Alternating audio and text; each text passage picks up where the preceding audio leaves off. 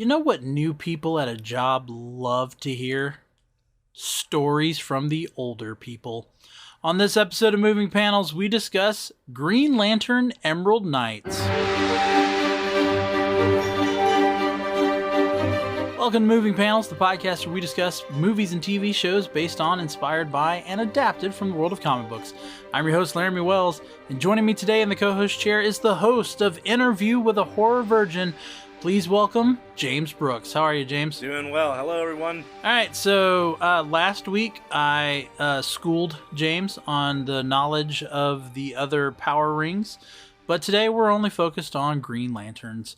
We're talking about the 2011 animated straight-to-video film, the 11th film of the DC animated universe. That was an anthology. The only other time an anthology was told for these was Batman Gotham Knight, which I think is kind of interesting. They called it Gotham Knight, and this one's called Emerald Knights. So I don't know if they were going for something there. So was this your first time seeing this, or? Yeah, this is my first time actually seeing this because, again, prior to last week with my knowledge on the Green Lanterns, I just had nothing but Green Lantern knowledge and no other Lantern. So this was like my official first animated I've ever seen of the Green Lanterns. So, did you know any of these stories that were told? No, not a single one. You didn't know any of these stories? Other than just Hal's. Okay, well then let's get into it. Not really much to talk about production-wise, so let's go ahead and talk about the characters. I'll just run through the list, and then we can focus on whoever you want to focus on.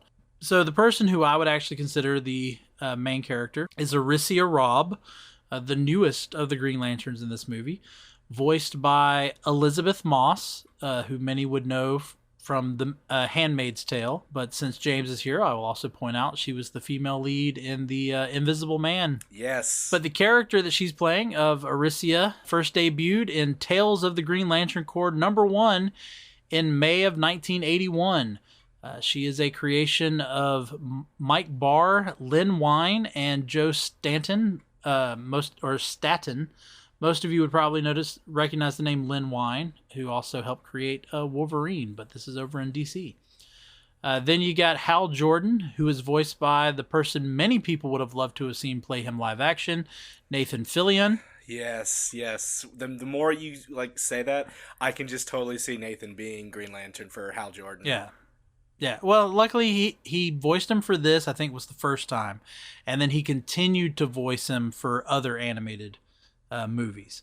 So we at least got Nathan Fillion as the voice. But Hal Jordan first debuted in October of 1959 in DC Showcase number 22. He was created by John Broome and Gil Kane. Then we have Sinestro, who is a good guy in this movie. Sinestro, voiced by Jason Isaacs, Lucius Malfoy to many people. He will always be the British colonel in The Patriot for me. The character Sinestro, first introduced in Green Lantern #7 in August of 1961. He was created by John Broome and Gil Kane, just like Hal Jordan was. Then we've got Kilowog, the famous Kilowog that was wonderfully voiced by Michael Clark Duncan in the movie, but in this, he is voiced by Henry Rollins. Rollins Band.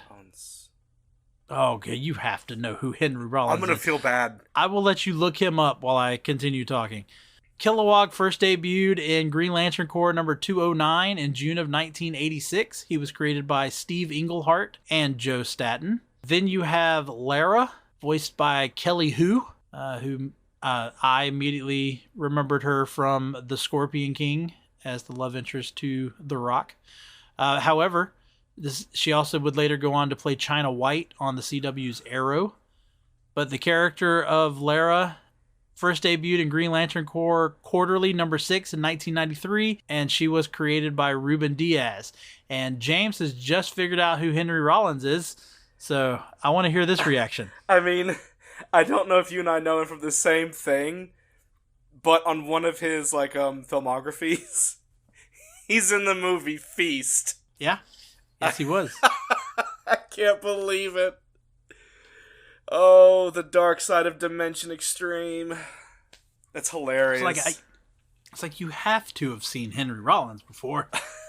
God, that's such a terrible I actually movie. would have thought you actually would have known him as for his band, the Henry Rollins band. No. Then we've got Abin Sur, who is voiced by the Mummy himself, Arnold Vosloo. Abin Sur first debuted, obviously, in Showcase 22 in October 1959, same as Hal Jordan, because that's how Hal Jordan gets his ring.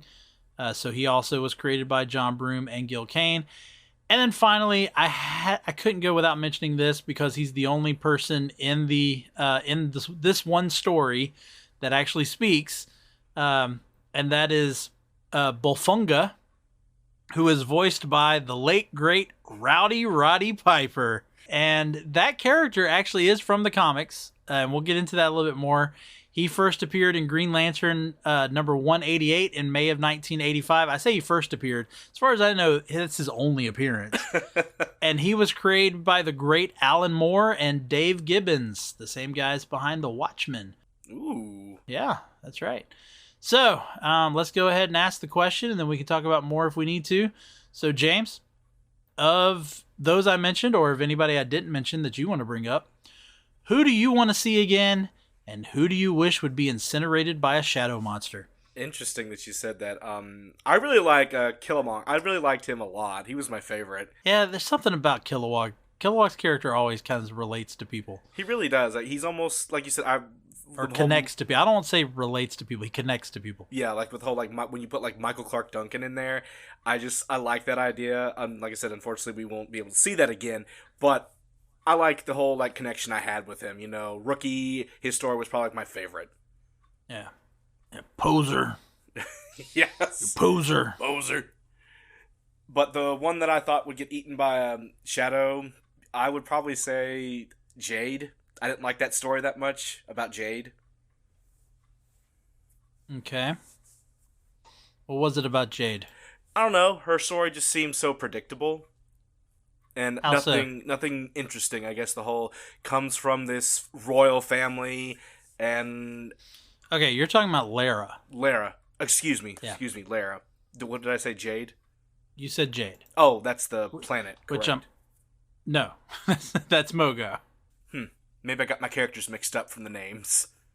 Yeah, I mean, there is a Jade, but I'm sitting here going, Jade's not in this as far as I know. My apologies for that. No, but her, not my favorite from the story so far. So Lara was the one that you weren't real keen on. Yeah, Lara, she wasn't. I felt her story was just, I don't know, didn't really have, that much vigor to it. All right.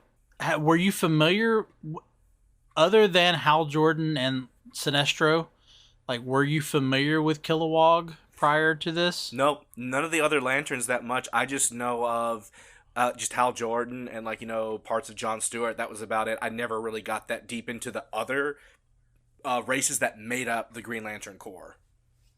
Did you know, because obviously I didn't mention Mogo, because Mogo doesn't speak, but but were you aware that there was a planet that was a Green Lantern? No, and that completely changes the formula on, like, my whole, like, thought process on how lanterns are chosen. Well, he is a living planet, so he's a sentient planet, and he shows no fear. I mean, he clearly, when in this storyline, when Bolfunga lands on Mogo, Mogo just goes, "Hey, look, I'm gonna toy with you." Really, is what he does. Yeah. Destroys half the forest. Just gonna grow back. Yeah. What'd you think of Aricia as the new Green Lantern? Like, her character and everything? Yeah. I liked her.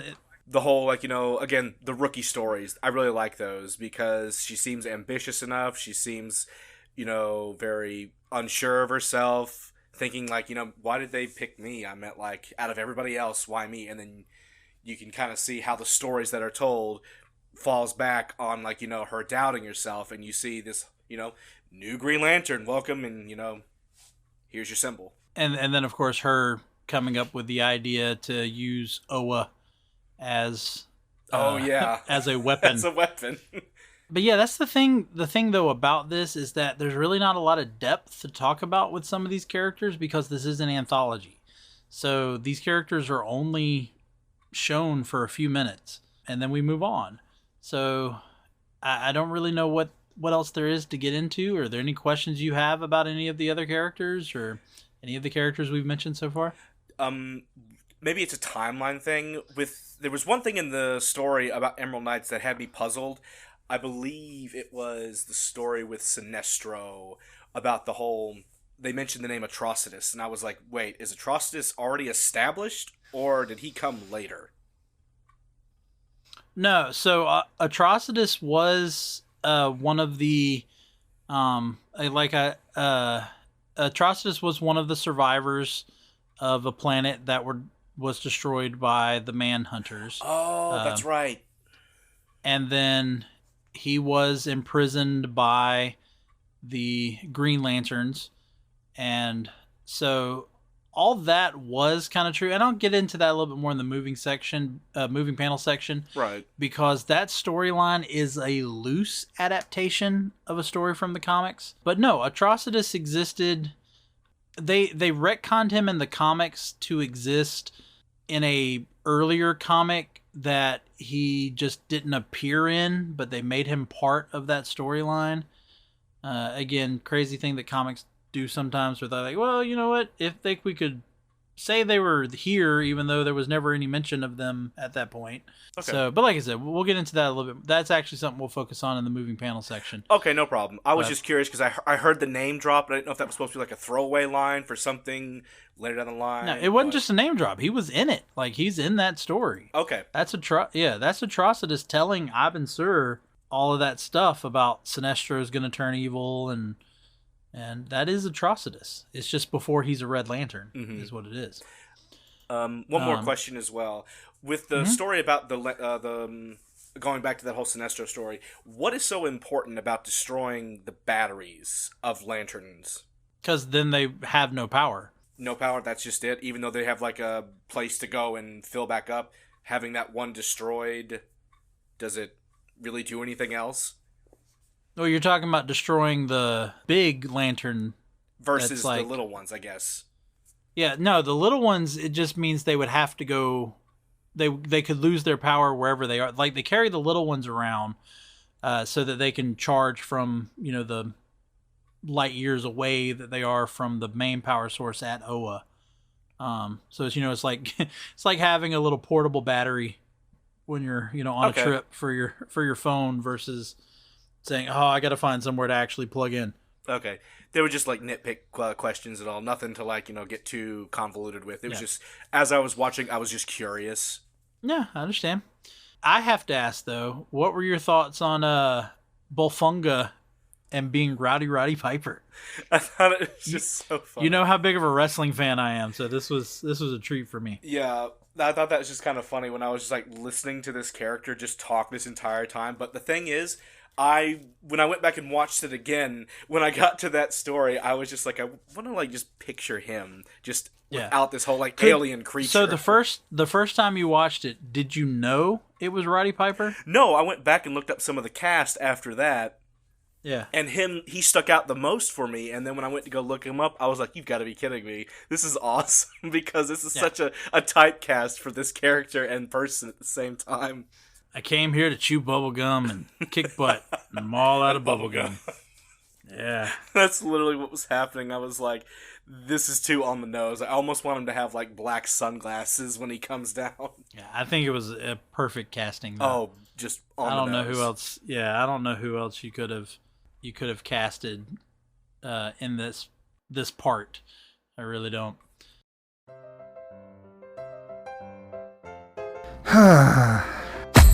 What seems to be the problem, pal? There's just so much pain in the world, so many issues. I don't think I can bear it. Well, friendo, it sounds like you could use a dose of pop culture roulette. Pop culture roulette? What's that? Some sort of pop culture themed podcast or something? That's right, sonny boy. When hope seems far, dive into some PCR. But I already get my entertainment news from Variety. Huh, that's pretty good. If you're a chucklehead, PCR gives you news you need, condensed, unfiltered, and raw, from three nerds who know a little something about something. Wow, okay, sign me up. That's the spirit. Pop Culture Roulette. New episodes every Monday, available on all major podcast directories. All right, let's get into the moving panel section. And we've got all these different stories, and let's talk about which ones do you think actually came from the comics and which ones do you think were made up for the movie. So first off, the bookend, the intertwining story of Krona coming out of the sun and, you know, potentially about to destroy everything with his shadow monsters and all. I didn't talk about Krona because I don't think Krona talks either. Do you know who Krona is? No, that's something that's new to me. So Krona is from the same race that the Guardians are. You may think, how? Because he's not a short, short dude with a big head and white hair, and he's not. But neither were they originally. So the race that they are, they're blue-skinned people, but they looked like normal humanoid. But then when a certain section of them started doing more science stuff and experiments, and they experimented on themselves, which caused them to slowly evolve into what the Guardians are. But Krona didn't want to go that route. In fact, Krona was a little bit more interested in time travel, which is, you think about the comics, think about the naming. His name is Krona. Yeah. He separated from the Guardians and went about his own thing, and of course becomes a villain to the Guardians. But that's Krona. But you got that. So what were your thoughts? First off, do you think that's from the comics, or do you think that was made up just as a thing for the movie? I'm going to say it was from the comics because I saw, from listening to the dialogue and everything, it just felt like it was very well established and all that. Yeah, I know what you're saying. To my knowledge, though, this is not from the comics. That storyline of Krona again emerging from the sun that is the center of Oa's little solar system. To my knowledge, now again, there's years of comics out there. I have not read everything. If someone knows where this storyline or a version of the storyline exists in the comics, please let me know. But to my knowledge, that is not part of the storyline, any comic storyline. That was made up just for the movie. So with that being said, what were your thoughts on that, again, intertwining story about Krona and all the lanterns having to come together to stop him? For me, this was, I guess, as I was watching it twice, I still felt like the pacing was a little weird with it, because I was more focused on the lanterns than I was of Krona emerging. I knew the importance and the emergence of it being there, but I don't know, it felt like a little flat for me. He didn't seem that threatening, and now that you've told me that, to your knowledge, you don't know if it's been established already or it's just something that they decided to create just for plot. Yeah, I kind of see that too. To me, it was kind of funny that they've got this being that's trying to emerge from the sun. They need to get all the lanterns, but they're just very nonchalantly standing in line, waiting to charge their rings.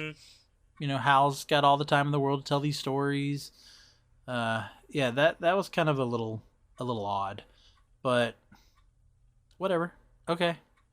Yeah, really. So, all right, but let's start getting into all the different stories. So the first story is the story of the first lantern, and that's where we find out about them creating the rings. They start off with 4, one of them being the scribe, Avra, who everybody was shocked that he would be one of them. The others were Gahoo, Watchet, and Blue, and they go on their first mission to stop the Dominators, which are this aggressive species that it eventually leads to one of them, Blue, being killed.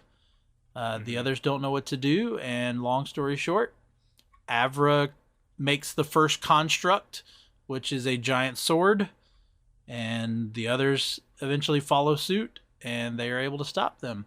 So the first lantern, the origin of the Green Lanterns, if you will, what were your thoughts on it? Do you think it's from the comics, or do you think it was made up for the movie?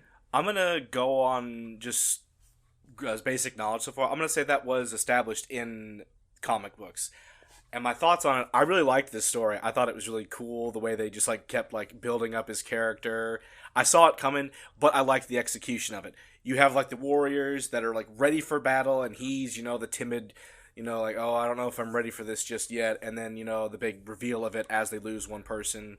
Let's just give up. Let's go back and start over. And then he's like, no, it's all about Will. And I really liked how he shows that Will is what makes the Green Lanterns what they are to this day.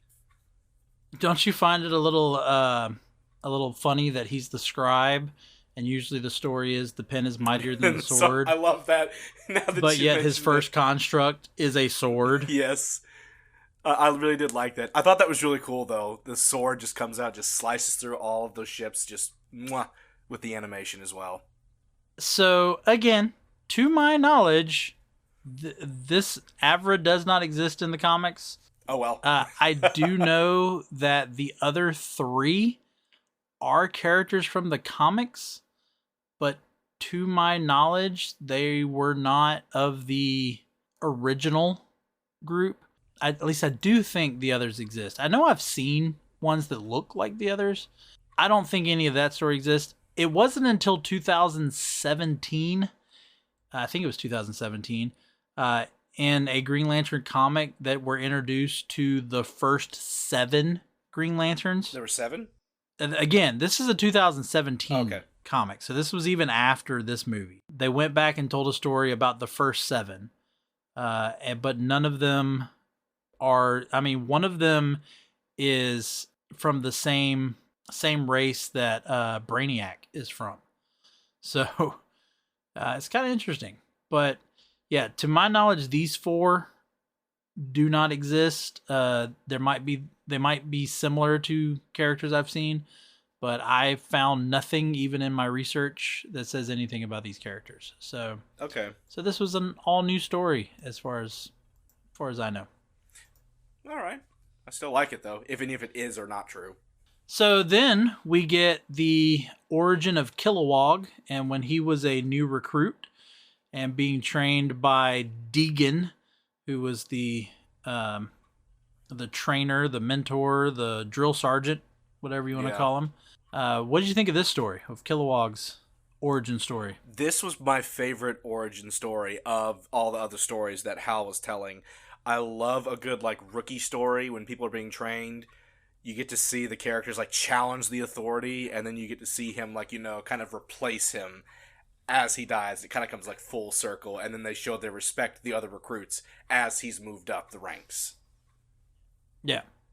Yeah, I do like that too, of, he comes in and Kilowog, even though he's this giant dude, people always talk about how he kind of looks like a pig, but he's this giant dude, and you got this short little Sergeant Deegan who's bossing him around and kind of bullying them. I was very curious about the volcano scene. I was like, how do you ensure the safety of them when you have taken their rings away from them? So it's kind of interesting, but yeah, I do like at the end where Deegan and Kilowog have their moment, and Deegan uses his blood to draw the Green Lantern symbol on his chest. It's a little morbid, but I get the sentiment. Yeah, and then Kilowog uses his ring to make the Green Lantern coffin for him, it was sentimental. It was a nice little moment. And then also finding out the origin of why Kilowog calls everybody a poozer, because you find out that's what Deegan called everybody. Yeah. So I'm gonna ask you again: do you think this is from the comics, or do you think it was made up for the movie? All right, I'm gonna go back. I'm gonna say this. This was not established in the comics. I think they just wanted to get creative with these characters that were seen in the comics, even though their names are there, and give them a backstory for us through the movie. Well, you went with what was usually happening, and guess what? What? You are correct. Yep. Yes. As far as I know, Deegan does not exist in the comics. Kilowog in the comics was actually trained by a lantern named Ermi. Okay. Now, do you know that that's a reference? Ermey. Yeah. Was it in the movie, or is it just a reference in it to something else? No. This is in the comics. Kilowog was trained by a lantern named Ermey. Ermey. Ermey. Mm. And that is a reference to the great and wonderful actor. I'm a big fan of this actor. Real life gunnery sergeant R. Lee Oh Ermey. my gosh. I totally see it now.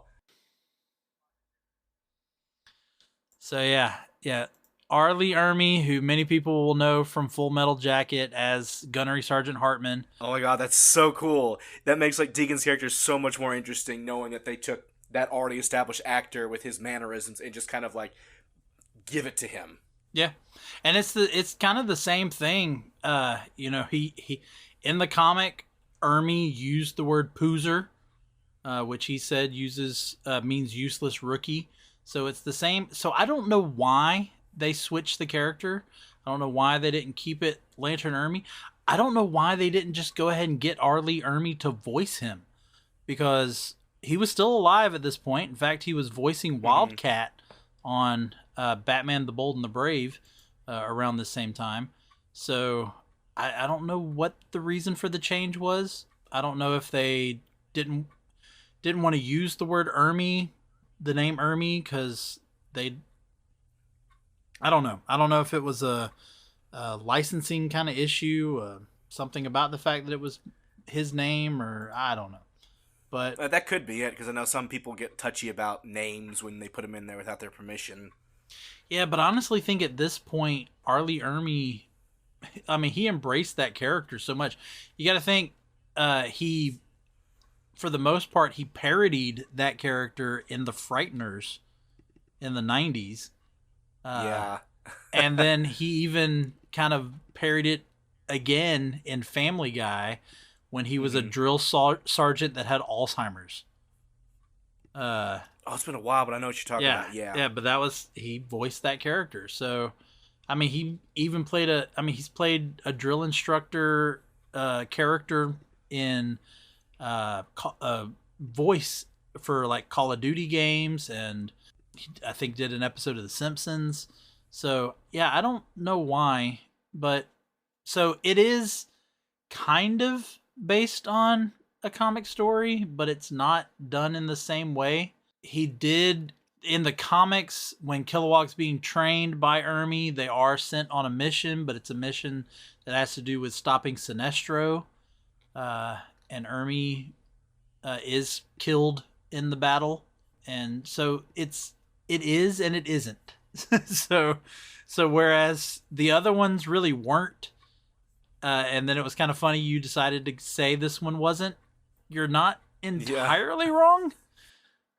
So it is made up. This story particularly is made up for the movie, but it does have a connection to what happens in the comics. So there you go. Okay. All right, moving. Go ahead. Cut on it. Yeah. No, said, okay, that's great. I felt good. I got something right. Yeah.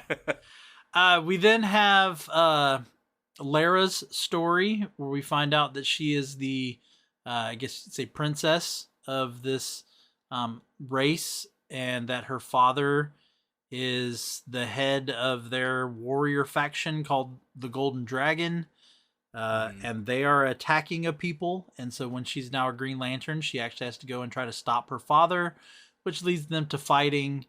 And she bests her father, and he ends up killing himself because he has been bested by her.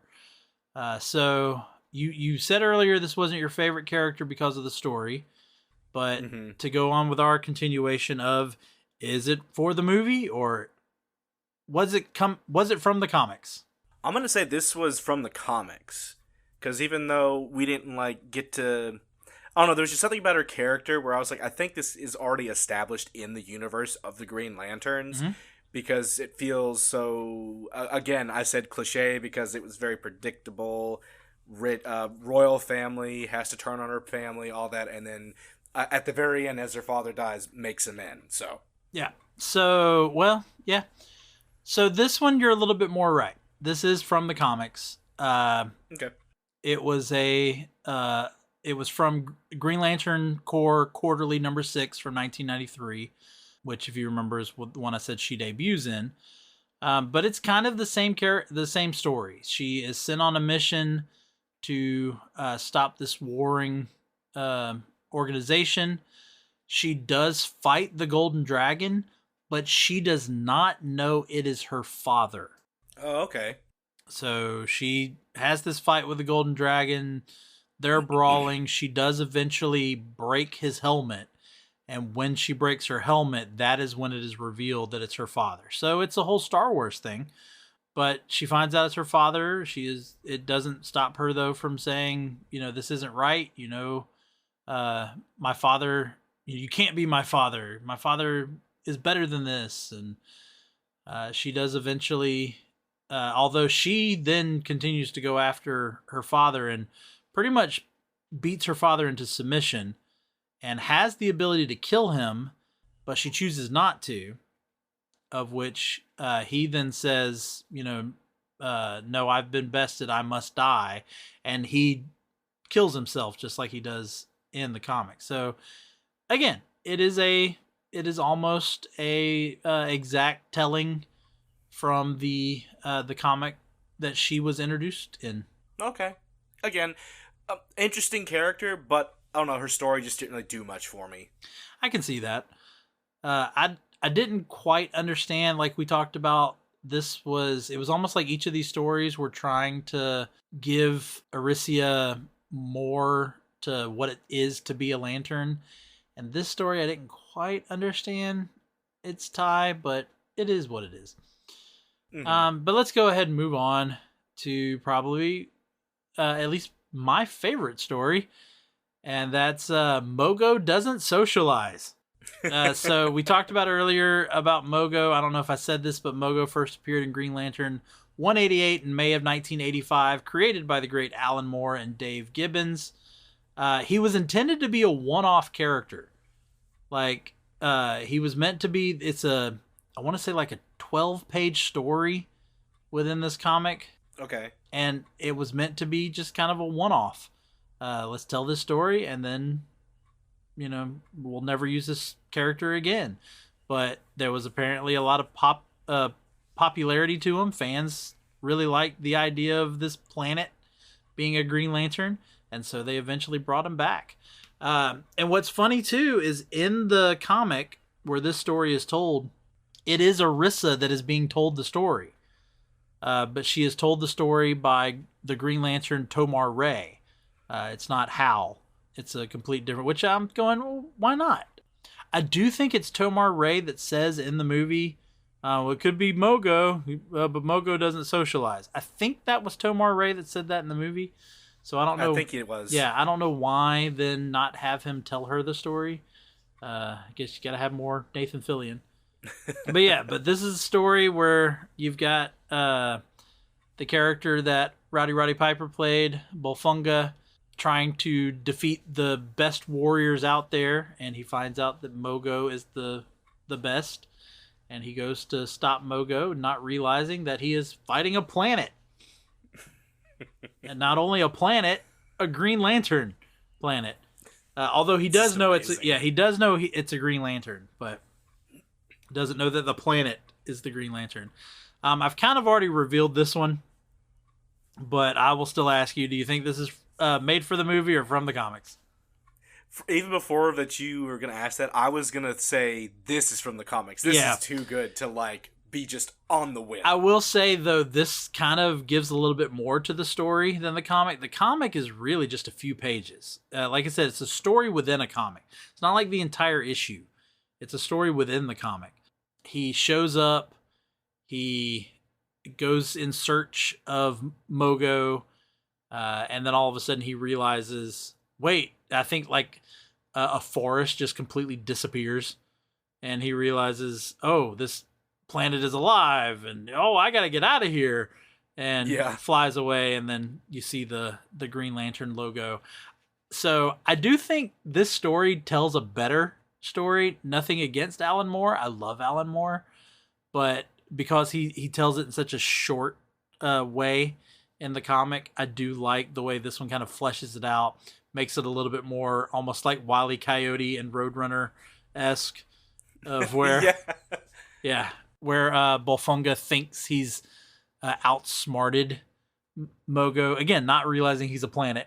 He's outsmarted him only to have Mogo do something that completely goes against it. This was, I will go ahead and say, this was my favorite story of the anthology. So what were your thoughts about the Mogo story? Oh, absolutely. I love the Mogo story as well. It's probably my second favorite. And I love the whole thing when you talk about like the Wile E. Coyote type thing. It was, I kept like, I just loved it every time his probes would come up to him and just say lantern detected. And then it's just like, where? He just keeps going forward. And I almost, when I was watching it the second time, this was just something I thought of. I was like, you know what? He's a Green Lantern. And me growing up watching, Captain Planet, I was like, Captain Planet! There you go. Just a little bit of a fun thing that I was thinking of when I watched it the second time. Literally Captain Planet. All right, and then finally we had the story of Abin Sur, where as he is bringing Atrocitus in to be locked up, Atrocitus tells him that he knows about the prophecy, and he knows that Sinestro is going to betray the Lanterns and destroy the Green Lanterns. And of course, Abin Sur doesn't believe him. Of course, eventually Abin Sur is going to die, and that is Hal Jordan. Hal Jordan becomes the Green Lantern. So what were your thoughts on this, and do you think it was made for the movie or if it was from the comics? I liked the change in tone when that story came around. I think they were kind of saving that one for last because the moment that prophecy was going to be introduced, those that, like yourself, already know what's going to happen, but I like the foreshadowing of it. He has this confidence of like, I'm destiny is what it is, and then Sinestro, I don't believe in destiny, but we all know it's going to happen. And I loved the whole speech when he's saying they're going to feast on the flesh. And I was like, ooh, that whole like line of them saying that about the Sinestro Corps just sets it up so well. Yeah. And is it in the comics? I'm going to say yes, this was also in the comics. Okay, this is another one that's very loosely from the comics, to my knowledge. So there is a story, again, written by Alan Moore, called Tigers. Tygers, called Tigers, that is from Tales of the Green Lantern Corps Annual, number 2 from 1986. And in the story, Abin Sur encounters the 5 inversions. And the 5 inversions are the survivors of a planet. It is later retconned for Atrocitus to be one of these 5. However, in 1986, he was not. The one that mainly talks to Abin Sur is called Quill, and he proceeds to tell Abin Sur about Hal Jordan. And he tells him about all this stuff that's going to happen in the future, just like Atrocitus does in this. And the story does end with Abin Sur crashing on Earth and dying, and Hal Jordan being the one that finds him. So it's told a little differently. Like this one's told, and it's told in a way in which Quill's character, as one of the inversions, is really trying to mess with Abin Sur's mind and distract him and manipulate him, which I don't really think that's what Atrocitus was trying to do. I think Atrocitus was just trying to tell him, hey, look, I just want to let you know this is going to happen. Right. Yeah. So it's loosely in there, but not quite the exact thing. But of all those, we kind of already said we both, I think we both agree that Mogo Doesn't Socialize was our favorite. Do you still hold that Laura's storyline was your least favorite? Yeah, I will say it's like the weakest for me. It was the one where I was just kind of like, I can see where it's going. Yeah. You expect us, like some people like that are in the Lantern, universe, knowing of the comics and some of these characters, I'm like, I understand you want me to kind of relate to the whole her brother, her stepmother, and so on. Yeah. To know who these characters are, and I'm like, I have no idea who they are. Therefore, this chemistry really doesn't bother me that much when she defeats them. Yeah, and the thing with her stepmother, I don't know if that's from the comic. It's not from the same comic in which she fights the Golden Dragon, her dad, to my knowledge. It's not the same story. So I don't know if her stepmother character is a character or if she's based off of somebody. I wasn't really sure. But I'll kind of agree with you on that. I'm not going to say it's bad, but I do think it's the worst of, if I was going to say best and worst, it's the worst of the stories that are told. All right, let's get into it. Bag it, stack it, or trade it. So we're going to say the whole thing. We're not going to do this story by story. We'll say the whole movie. Right. The whole, just barely an hour and a half of an animated movie. I think the runtime is 84 minutes, so it's a real quick watch. But of all of that, the whole thing, Green Lantern, Emerald Knights. When you have the word Knights, you just immediately think Batman. Yeah, really. Although there is a Green Lantern comic storyline called Emerald Knights, but that has no connection to this. But of the animated movie Green Lantern, Emerald Knights, what do you say, James? Bag it, stack it, or trade it? I'd stack it. I'll add it to my stuff, something that I'll come back to because it just has some rewatchability to it. Yeah, I'll agree. I'm putting in a stack it as well. It's not bad, but it's not one that really just kind of hooks you and makes you crave more. Like it is a good watch, but after it's over, I'm like, okay, well that's done. And like you said, there's a lot of it that if you are already a comic fan, you already know that Sinestro is going to be the villain, but you don't really care to see the next story in which Sinestro becomes, a villain. Mm-hmm. So that's what I kind of mean. Like it doesn't make me feel like I want to see more. But yeah, it has rewatchability. I will watch it again. Probably not real soon, but if I ever get bored one day and don't know what else to watch, this is one I'd be willing to put in and watch it again. So I do agree with that. I totally agree with that. Yeah, and I meant this was just a small nitpick thing. Even though I liked going on with the whole anthology part of it, I kind of forgot about the main story that was happening. Yeah. When I first watched it, I was like, "Oh wait, that's right. There's a villain here." But again, part of that, as we talked about earlier, is because it seems like they do too, because yeah. They've got all this time to tell these stories, and they're just waiting in line to charge the ring. And I don't quite understand why they have to do it one by one. Like with such a I need to read more of the comics to find out if that's a really a thing. Like they can't charge like multiple of them at a time. So I don't know. But anyway, we'll go ahead and close that up there. James, you got anything coming up with your podcast, Interview with a Horror Virgin? I've got some stuff coming up. I've been slacking a bit, but I had to take a bit of a hiatus. It's been the holidays. No one's gonna. That's very true for that. That's right. Last year I had Black Christmas as one of my episodes, but this time I guess I just took a break. I was thinking about doing The Exorcist since it was released in December. There you go. But I've got some stuff already lined up. I've got one that's recorded. I'm editing it right now, so that'll be fun to do. It's one of my favorite from the A24 production company. Well, I honestly have not seen many A24, at least that I know of. I know there's still Midsommar that I haven't gotten around to watch yet. Then there's this new one. Was it The Barbarian? Yes, and I have analyzed that movie so much ever since I've seen it. I think I've watched it at least 4 times, analyzing it so much. Yeah. Because one of the actors caught me off guard. I was like, he's in The Mandalorian. It took me a while to figure out where he was, but I figured it out. All right. Well, again, I haven't seen it, so if you wanna bring me in on that one, I think I might do that. Yeah, we can definitely do that one. But yeah, check out James with the Interview with a Horror Virgin podcast. He is a member of the Movie Views podcasting network, along with me and Tim with the 80s Flick Flashback. So support our network and help us out. And since this is still at the beginning of the new year, I will wish you a Happy New Year there, James. Happy New Year to you too, man. And a Happy New Year to everybody else, because we're still in the month of January. It's still New Year. But stay tuned.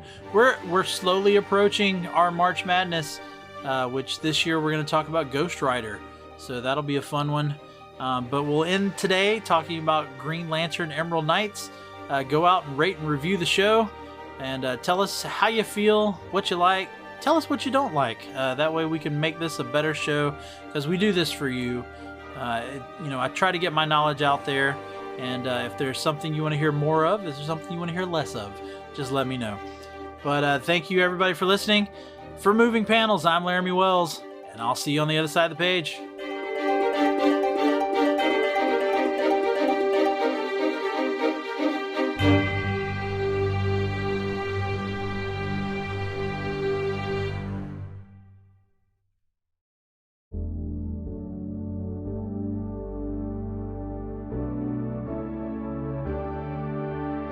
Life moves pretty fast. If you don't stop and listen to an 80s Flick Flashback podcast once in a while, you could miss it. Do you love movies of a certain age? Do you miss the days of VHS tapes, VCRs, and the video rental stores?